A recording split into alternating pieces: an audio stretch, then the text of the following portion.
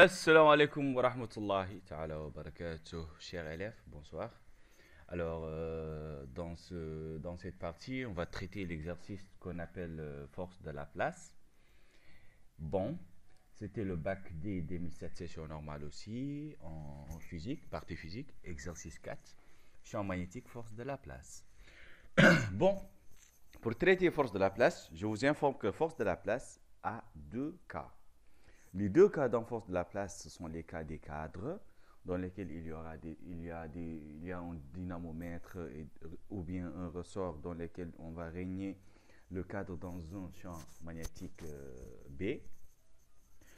Et le deuxième cas, ce sont en utilisant des rails ou bien des condensateurs, les rails avec des condensateurs ou générateurs ou résistances du n'importe quel genre. L'essentiel sont deux cas, les rails et les cadres. Bon, maintenant on va traiter force de la place cas des rails. Le cas des rails nous dit quoi? On va lire l'exercice. Exercice 4. Dans l'exercice, on néglige le champ magnétique terrestre. Le phénomène d'induction est également négligé, sauf dans la quatrième question. La quatrième question est là. À la quatrième question, c'est l'induction magnétique qui va apparaître. Mais aux questions 1, 2 et 3, l'induction magnétique n'existe pas, ni le champ magnétique terrestre. Un circuit électrique comporte un générateur G, deux rails métalliques A, B et C, D, horizontaux et parallèles de résistance négligeable. Si vous regardez cette figure, ça vous donne C, D, A, B sont parallèles. Et ça, c'est la tige MN. Et B ici est ascendant. Ascendant, cela veut dire qu'il est sortant. Si il était descendant, le flèche va être rentrant comme ça. Mais dans l'exercice, on a précisé que B est sortant, il est ascendant. Le circuit est soumis, bon, de résistance négligeable, ça veut dire que s'il n'y a pas de résistance, il y a le générateur qui fonctionne. Une tige métallique MN horizontale de longueur L est égale à 10 cm, il est là. Et de masse M 10 grammes, la tige possède une masse de 10 grammes. Le circuit est soumis à un champ magnétique uniforme dont la vecteur B reste toujours perpendiculaire du plan des rails A pour l'intensité B est égale à 0,8 Tesla. Lorsqu'on ferme le circuit, le générateur débite un courant d'intensité constante I est égal à 0,5 ampère. Et la tige commence à se déplacer tout en restant perpendiculaire au rail. La tige va se déplacer de gauche ou vers la droite. Ça, ce déplacement, on va l'indiquer lors de présentation, ce qu'on appelle les caractéristiques de la force. Comme ça, on va savoir dans quel sens la tige se déplace. Bon, 1. Déterminer les caractéristiques de la force magnétique Fm qui déplace la tige. C'est la force qui déplace la tige, pas le poids ni le frottement. 2. Quelle est la nature du mouvement de la tige? Sachant qu'on ferme l'interrupteur à t est égal à 0, lorsque la tige est immobile, écrit les équations horaires de ce mouvement. Alors on aura une équation dans cette partie. La question numéro 2, c'est justement la même chose, les équations à la forme dynamique. Vous verrez la méthode. 3. Dans quel angle alpha et dans quel sens faut-il incliner les rails pour que la tige reste en équilibre? C'est une question à retenir. C'est écrite, c'est une phrase, on n'a pas besoin de calculer alpha ni rien. 4. C'est d'où la naissance de l'induction. À partir de 4, l'induction commence à se générer. Maintenant, on ramène les rails à leur position horizontale. Après incliner les rails, on va les ramener à leur forme normale, qui était horizontale avant. Précédente, et on remplace le générateur, on a enlevé le générateur par une résistance, on l'a remplacé par une résistance, par un fil conducteur de résistance R, on l'a remplacé par une fil conducteur, de résistance R est égal à 2 ohms, de la gauche vers la droite, on déplace la tige. De la gauche, d'ici, de la gauche vers la droite, on déplace la tige. De résistance R est égal à 1 ohm, à vitesse constante V est égal à 6 mètres par seconde.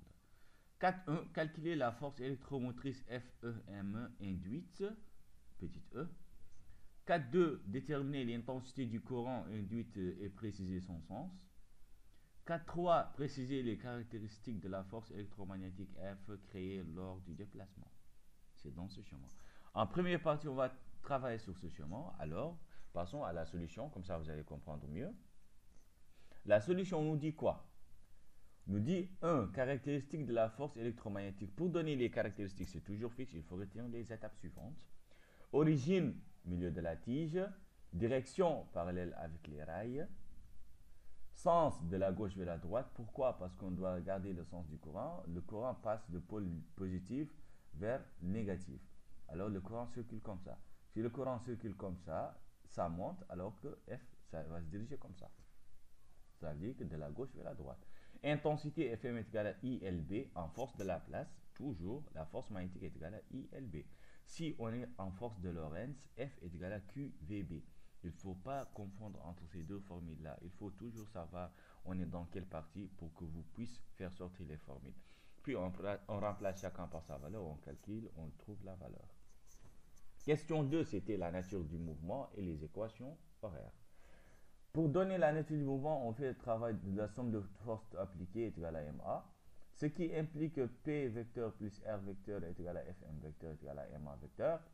Comme que P et R sont perpendiculaires au plan, elles sont nulles, ça ne reste que la force magnétique. Projetons sur OX, ça ne reste Fm est égal à FMA, ce qui implique A est égal à Fm sur M, qui est égal à constante. Alors que le mouvement est rectiligne uniformément varié, on a donné la nature du mouvement, maintenant on cherche les équations horaires. Application numérique, on calcule l'accélération, on trouve sa valeur, on remplace Fm, il est là, et M, on a sa valeur, c'est 10 grammes, on la convertit, on la divise par 1000, comme ça on trouve 1 kg, 0,01 kg. À la date t est égale à 0, x0 est égal à 0 et v0 est égal à 0.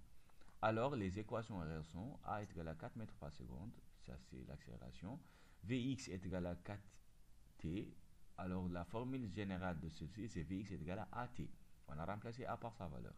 Et x est égal à 1 demi AT carré, A est égal à 4, alors bon 4 sur 2 c'est 2. Alors ça c'est l'équation horaire. Ils sont là et c'est fini. Bon, question 3 c'est quoi? On peut incliner les rails vers la gauche avec un angle alpha qui rend la tige en équilibre. Voir la figure, on l'incline de la manière suivante pour que le poids se dirige vers le bas et la réaction se dirige comme ça, puisque la force magnétique se dirige comme ça pour que ça soit à l'équilibre, comme ça on n'aura pas de chute et que B reste toujours perpendiculaire au rail et ascendant. Bon, 4.1, calcul de la force électromotrice induite E. Pour calculer la force électromotrice E induite, il faut toujours passer de ce qu'on appelle le flux magnétique. Si tu détermines la formule de flux magnétique général, maintenant tu passes à ce qu'on appelle calcul de force électromotrice induite. Bon, le flux en général est égal à BS cosinus alpha. Avec alpha est égal à pi. Pourquoi est égal à pi? Car le courant et le sens positif circulent de la même sens. B est ascendant et N est sortant. N est rentrant.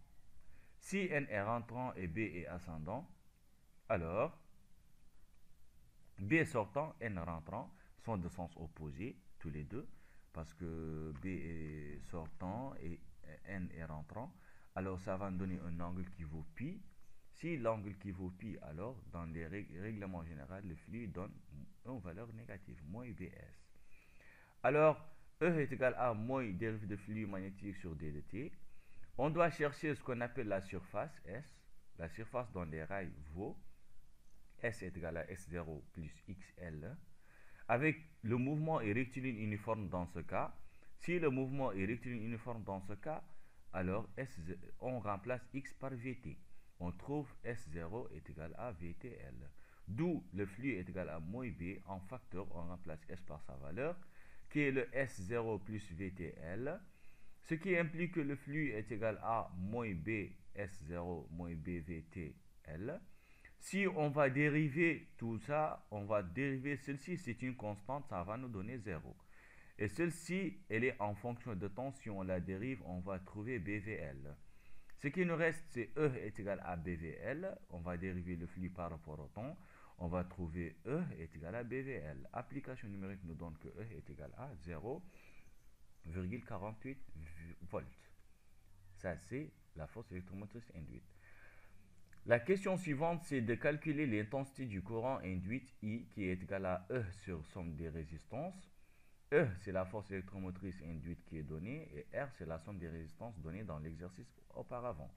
On remplace chacun par sa valeur. Les sommes des résistances, c'est la somme des résistances internes et externes à la fois. S'il s'agit qu'une seule somme, qu'une seule résistance, cela veut dire qu'on va mettre d'une seule valeur. S'il y a deux résistances, on met les deux valeurs, c'est la somme seulement. Alors, soit I est égal à cette valeur que vous voyez là. Bon, c'est pas la peine de répéter les valeurs comme que vous les voyez dans tous les normes. Alors, on nous a demandé de dire c'est quoi la sens d'orientation du courant. Le courant induit circule dans le sens d'orientation choisi. Pourquoi? Parce que ici, c'est le sens positif choisi qui circule comme ça. Alors, à la même chose que si on vérifie la loi de Lenz, la loi de Lenz nous dit quoi? La loi de Lenz nous dit si le flux est négatif, alors la force électromotrice induite et le courant induit sont strictement positifs. Alors, le vice-versa. Question 4.3. Question 4.3 nous a demandé la même question auparavant au départ, mais ici de la manière différente. Pourquoi? Qu'est-ce qui change ici? Ce qui change, c'est le sens et l'intensité. Parce qu'on a passé d'un circuit avec un générateur vers un circuit avec un fil conducteur. Les caractéristiques de la force magnétique induite seront quoi? Origine, milieu de la tige, la même chose. Direction parallèle au rail, la même chose. Sens opposé du sens du déplacement de la tige. Parce que si la vitesse elle est comme ça, alors F est l'opposé de la sens de la vitesse. Intensité petit fm est égal à petit I qui est le courant induit fois L fois B. Pas la grande I, parce que grand I c'est lors le courant ne varie pas. Si le courant varie en fonction du temps, ou bien l'intensité varie en fonction du temps, alors I, on l'écrit avec une lettre minuscule. Merci d'avoir suivi le cours, la correction aujourd'hui. Bon, à la prochaine fois, on va traiter un bac C 2004, Inch'Allah, dans lequel il y a le dynamique seulement et la façon de faire sortir les formules et les expressions. Merci et veuillez partager la page et partager les vidéos avec vos collègues. Faites le maximum possible. Comme ça, on va atteindre les candidats et on va les aider plus pour comprendre et savoir la façon de développer leur idée. Merci et à la prochaine.